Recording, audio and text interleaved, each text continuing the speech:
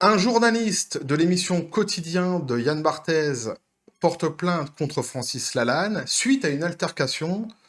On voit ça ensemble.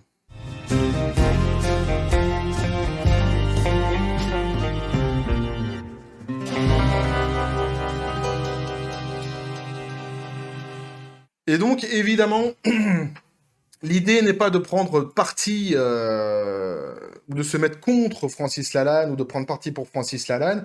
J'avais fait une vidéo à un moment donné sur Francis Lalanne, justement, qui avait été mal comprise, où les gens ont pensé que je détestais Francis Lalanne, que je me foutais de sa gueule, etc. S'il n'avait rien à voir, en fait, je vais être clair, je suis ni pour ni contre Francis Lalanne. En fait, je m'en bats les Pokéballs à la base de Francis Lalanne, hein, complet, hein, aussi bien en tant qu'artiste qu'en tant qu'homme, hein. C'est pas ma tasse de thé, c'est comme ça, chacun ses goûts. Mais je suis ni pour ni contre Francis Lalanne. J'avais juste fait une blague dans ma vidéo, je rigolais parce que je trouvais que on avait les héros qu'on méritait. Hein, c'est ce que je disais, et je trouvais qu'au niveau du charisme, en fait, hein, Francis Lalanne, je regrettais que ce soit lui qui défende la France, tu vois. J'aurais plus vu, moi je suis de l'époque Coluche, Balavoine, Renault, etc. Justement, j'aurais peut-être plus vu un mec comme Renault, qui sans doute a-t-il des crampes pour rester toujours debout. Je déconne. Mais je voyais pas Francis Lalanne, quoi. Hein. Voilà, c'est ça que je voulais dire. Mais j'ai rien contre le monsieur Francis Lalanne. Et là, en fait, pour le coup, donc, hein, il s'est passé une altercation entre Quotidien, le journaliste de Quotidien de Yann Barthès, l'émission de Yann Barthès, et Francis Lalanne. Et je vais vous donner, en fait, le panorama. D'un côté, je vais vous lire un article, donc c'est ce que la presse relate, comment la presse écrit sur ce sujet-là. Et je vais vous donner à côté, par contre, ce que Francis Lalanne, lui, dit, comment il se défend. Il a écrit une lettre hein, sur son Twitter pour expliquer ce qui se passe. Et vous allez voir que les versions sont quand même assez différentes. Et il accuse Quotidien de manipulation d'images, de détourner en fait hein, pour les images et pour arriver à leur fin, quoi, on va dire quelque part. Là-dessus, je suis quand même assez d'accord avec lui. Quotidien, c'est une émission que je regardais hein, de temps en temps, j'ai regardé, hein, je vous l'avoue, parce que je trouve qu'il y a des choses qui faisaient qui étaient très très bien. En revanche, je trouve que dans la majorité des cas, dans 90%, je zappais systématiquement, parce que 90% à chaque fois de leur journal, c'est à charge. C'est une pensée unique que je déteste. C'est la pensée, soi-disant, du camp du bien. Si tu penses pas comme eux sur tous les sujets, bah t'es forcément un méchant. Et en fait, ce qui m'a énervé, c'est par exemple, vous voyez, ils sont tout le temps à charge. Vous voyez par exemple la manière dont ils ont traité Trump. Je suis pas du tout pro-Trump, je suis pro-rien, moi, à la base. Hein. Mais la façon dont Trump, en fait, il a fait des choses hein, qui sont bonnes, et il a aussi fait des choses qui sont mauvaises. Mais on peut pas dire que tout ce qu'il a fait était mauvais, or c'est ce qu'il faisait, et il manipulait effectivement les images et mettait des phrases hors de leur contexte de manière à chaque fois taper dessus, se foutre de sa tronche, alors que quand c'était des mecs comme Obama et tout ça, parce que c'est la bien-pensance, et en général, il faut le dire, quotidien représente beaucoup la façon de penser bobo parisienne surtout, bah, c'est leur façon de penser, et ils choisissent donc leur bataille, et ils manipulent hein, les images selon leur volonté. Voilà. Là-dessus, Francis Lalanne, c'est ce qu'il leur reproche, et je trouve qu'il a assez raison. Bien que dans cette histoire-là, on verra, hein, on ne sait pas encore si c'est vrai ou si c'est faux, ce que l'un et l'autre dit. Mais en tous les cas, voilà ce qui est dit. Donc, hein, un journaliste de Quotidien porte plainte contre Francis Lalanne pour des coups. Lors d'une interview à Avignon, ce week-end, le chanteur n'a pas apprécié une question sur des propos tenus récemment par Jean-Marie Bigard. Alors, faut voir en fait l'intégralité de la vidéo. Vous avez en fait les extraits qui sont donnés par Quotidien justement donc sur ce site-là. Et je vous laisserai, vous avez tout le loisir, vous aurez le lien dans la description des vidéos, hein, des sites que je suis en train de vous lire. Vous aurez tout le loisir d'aller visionner les images. Évidemment, on va pas le faire là, sinon ça prendrait des plombes. Hein. Mais c'est très intéressant parce que rien que tu vois la phrase du début, il n'est pas content de la question qu'on lui a posée sur Jean-Marie Bigard, c'est un petit peu différent. C'est-à-dire qu'en fait, on voit que le quotidien n'est pas satisfait de la réponse que la LAN en fait donne et il le matraque avec systématiquement toujours la même question. Et c'est ça qui va énerver à un moment donné Francis Lalanne. Donc un journaliste de quotidien a déposé plainte à Paris contre le chanteur Francis Lalanne, l'accusant de lui avoir donné un coup de poing et de l'avoir frappé avec un casque d'écoute samedi à Avignon, a annoncé donc l'émission de TMC ce lundi 7 juin. Petit café les copains, c'est toujours pas du whisky ni de la vodka. Ça pourrait, mais ça n'est pas le cas. Alors, Francis Lalanne conteste formellement avoir frappé quelques journalistes que ce soit. Il s'agit d'une mise en scène grossière, donc, dit-il, à laquelle cette émission est coutumière, donc a répondu son avocat, maître Emmanuel Ludo. Dans une séquence diffusée ce lundi soir, l'émission phare de TMC montre comment ces journalistes ont souhaité interroger samedi à Avignon Francis Lalanne lors d'une université citoyenne dans laquelle intervenaient notamment des Gilets jaunes. Il faut savoir donc que TMC, pour ceux qui ne le savent pas, ça appartient donc à TF1, que TF1 est en train de racheter justement M6. Ça revient à ma vidéo dont j'avais parlé la dernière fois. Quand on voit les agissements de Quotidien et la liberté qu'ils ont pour dire des conneries, on peut se poser des questions sur l'audiovisuel français dans sa globalité, hein. L'entretien se déroule initialement correctement avant de se tendre, Francis Lalanne accusant de manipulation le journaliste qui l'interroge sur des propos de Jean-Marie Bigard, qualifiant notamment l'ex-ministre de la Santé Agnès Buzyn de, entre guillemets donc, les propos de Jean-Marie Bigard, connasse. Alors évidemment, je l'ai déjà dit dans d'autres vidéos, et je le rappelle, les insultes, c'est souvent l'apanage du médiocre. Bon, là, les gens excusent un peu le délire en disant oui, c'est Jean-Marie Bigard et on est habitué à ça. Il dit aussi qu'elle aille crever, je crois, un truc comme ça. On est d'accord hein, pour dire que ces propos c'est ni fait ni à faire. C'est pas des propos qu'on peut tenir comme ça, surtout quand on est une, euh, une personnalité publique, hein, comme Jean-Marie Bigard. Mais en même temps, j'ai envie de dire quelque part, bah, c'est la liberté d'expression, il a le droit de le dire. Et bon, ça casse pas trois pattes à un connard non plus, quoi. C'est-à-dire que on condamne, on dit que c'est pas bien d'insulter, c'est vrai. On dit que c'est médiocre, c'est vrai. On peut l'attaquer d'ailleurs là-dessus en lui disant c'est médiocre ce que tu fais et c'est débile, c'est con, quoi. Là-dessus, bon, voilà, on peut lui dire. Mais bon, ça va pas plus loin, quoi, hein.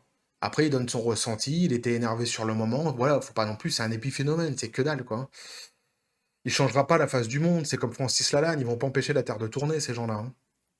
Donc, hein, on nous dit aussi, donc vous avez ce que je disais, donc les vidéos aussi, vous pourrez aller les voir. Il interdit aux journalistes d'utiliser donc ces images, puis se lève et crie plusieurs fois enlevez ce qu'il y a dans la caméra. Là, c'est très, très, très important, très intéressant, parce qu'effectivement, donc il demande hein, aux journalistes, il interdit hein, l'utilisation de ces images aux journalistes et lui demande d'enlever les images qu'il a dans sa caméra, de les effacer tout simplement. Et eh bien, quotidien, c'est pas du tout ce qu'ils vont faire. Alors, tandis qu'autour de lui, selon la vidéo, donc des proches crient à plusieurs reprises Francis arrête, les images deviennent ensuite confuses. Alors, Paul Bouffard, l'un des trois journalistes de Bangoumi, société qui produit pardon, Quotidien, a dénoncé dans sa plainte pour violence avec arme samedi, dont l'AFP a obtenu une copie. Donc il dit, il y a un coup de poing violent au visage, un autre coup sur la tête, il s'est emparé de mon casque d'écoute, puis s'en est servi comme d'une arme, ajoute-t-il, hein. Alors, traumatisme crânien, donc là on voit, hein, conséquence, le tweet, en conséquence, notre caméraman a un traumatisme crânien, une tendinite post-traumatique à l'épaule gauche, Paul Laroutourou, et a une entorse au poignet droit. Quotidien a déposé plainte pour agression, évidemment, la violence, tout ça, hein, on est d'accord, hein, pour dire que c'est jamais la solution.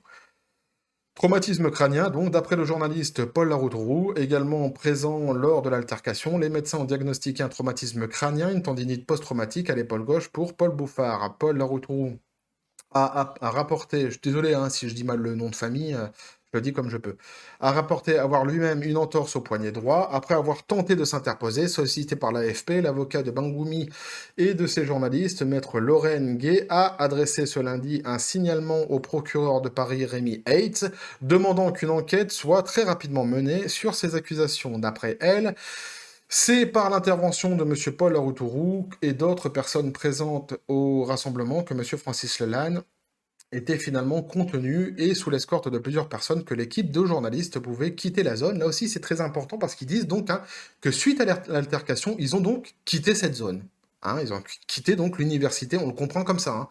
Ils ont quitté l'université citoyenne qui était tenue hein, donc par M. Francis Lalanne et par une partie des Gilets jaunes.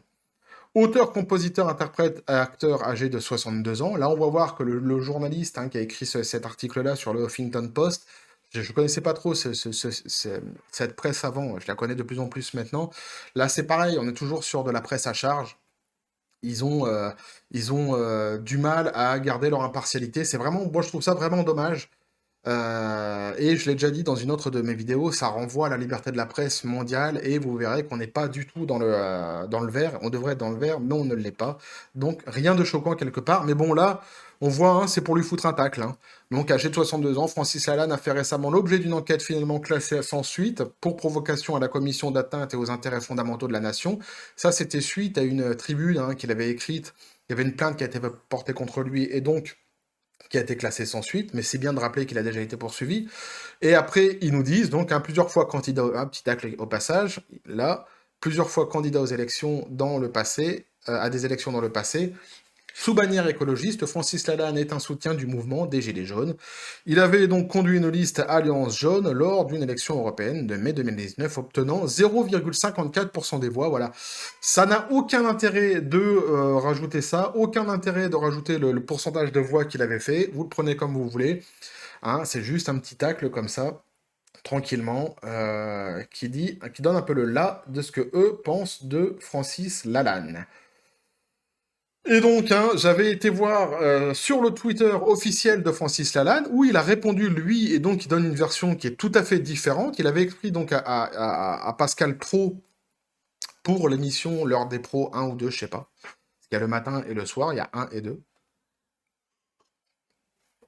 Donc, ensuite, il y a une discussion qu'il avait eue par téléphone avec Pascal Pro, et puis après, donc, il lui avait écrit un petit mot, et qu'il autorise d'ailleurs dans ce texte, hein, il l'autorise à utiliser. Et donc, où il dit je n'ai rien commis de répréhensible, et ma colère était justifiée par l'attitude prétendue journaliste, du prétendu journaliste qui ne respecte pas l'interdiction que je lui signifie de me filmer, et qui s'octroie contre le droit et contre ma volonté l'autorisation de la diffusion que je lui refuse. Il a tout à fait raison lorsqu'il dit ça. Évidemment, le droit à l'image, le droit à la diffusion, c'est très encadré en France. On voit dans les diffusions des vidéos, hein, que vous pouvez retrouver sur internet ou dans le site que j'ai juste avant, que je vous ai montré juste avant, on voit, hein, qui demande de couper la caméra, qu'il dit qu'il interdit la diffusion des images et des propos qu'il tient, et Quotidien ne va absolument pas l'écouter, ils font fi des droits, ils s'en foutent, ils sont de toute façon dans leur tête au-dessus des lois, ils font absolument ce qu'ils veulent, parce que c'est ce que je vous ai dit, ils font partie du camp du bien, de la bien-pensance, donc ils s'en foutent. Et là-dessus, il a tout à fait raison. Donc, il dit, après, il se plaint. On va pas lire tout le texte, hein. Pareil, vous aurez tout le loisir d'aller le lire, hein. On va pas lire tout le texte. Après, il se plaint que d'autres journalistes donc, ne prennent pas sa défense sur les plateaux. Bon, hein, on ne sera pas étonné, c'est la presse française, et quelque part, on n'a pas, ils n'ont pas justement à prendre sa défense, hein, en fait, hein, en réalité, hein. Il faut rester neutre dans l'histoire, surtout qu'en plus, il y a une plainte qui est déposée, donc hein, ça va aller devant la justice, tout ça, hein. Donc, lui, il dit qu'il reçoit toujours de la violence, et il redonne, donc, hein, apparemment, il se serait fait à insulter, je sais pas comment on dit, de fou, hein, ou c'est de la folie, hein, ce qu'il fait ou ce qu'il dit par, visiblement, Pascal Pro au téléphone, visiblement, encore une fois, hein. Et donc, il dit, je te rappelle une des définitions du mot dictature, hein, concentration des pouvoirs entre les mains d'un individu, d'une assemblée, d'une partie et d'une classe. Voilà. Donc il dit, ce n'est donc pas de la folie de considérer que ce que nous vivons désormais en France, et je ne suis pas le seul à le dire. Voilà. Que c'est ce que nous vivons en France. Voilà. Donc, là-dessus, en fait, sur le mot dictature, d'abord, bon, c'est une des définitions du mot qu'il donne, mais il a tout à fait raison. Et je vais vous dire moi ce que je pense. En général, quand vous utilisez ce mot-là en France, vous allez toujours avoir, très rapidement avoir des gens qui vont se lever devant vous en disant «Ah ouais, mais non, mais les dictatures, c'est pas ça, c'est souviens-toi à l'époque, regarde la Chine, machin de ça». Alors, pour moi, cet argument-là, il est disqualifiable immédiatement parce qu'en fait, les dictatures ne se comparent pas et elles ne se ressemblent pas. Ça dépend du lieu, ça dépend donc du pays, ça dépend des lois en vigueur, ça dépend de l'époque, ça dépend du peuple, ça dépend de trop de paramètres pour qu'on puisse comparer comme ça. Et le mec qui vient en disant «Ah mais c'est pas ça, parce qu'une dictature c'est ça», tu peux le disqualifier immédiatement, parce que pour moi, ça ne se compare, une dictature ne se compare absolument pas. Et en fait, on peut considérer que la manière dont le pays est géré, et pas aujourd'hui en fait, hein, depuis plusieurs années maintenant, c'est une dictature. Quand on demande aux Français ce qu'ils pensent par référendum et qu'on n'écoute pas la réponse des Français, qu'on fait ce qu'on veut de notre côté, On appelle ça comme on veut, mais hein, voilà. Quand on change une loi pour 3000 personnes qui manifestent dans la rue, ou 3000 personnes qui signent une tribune, et qu'on ne change pas, ou plutôt qu'on adopte une loi quand tu as plusieurs millions de personnes qui signent eux-mêmes pour dire on est contre cette loi, bon bah là encore une fois, on peut, hein, la concentration des pouvoirs dans une seule main, là la définition est tout à fait applicable. Vous voyez ce que je veux dire? C'est discutable, on peut en discuter. Hein. C'est ce que je dis en fait, on peut débattre, on peut parler, hein, ça sert à rien de partir dans les insultes, machin, tout ça. Moi, c'est ce que je pense. Je l'ai déjà dit dans mes précédentes vidéos.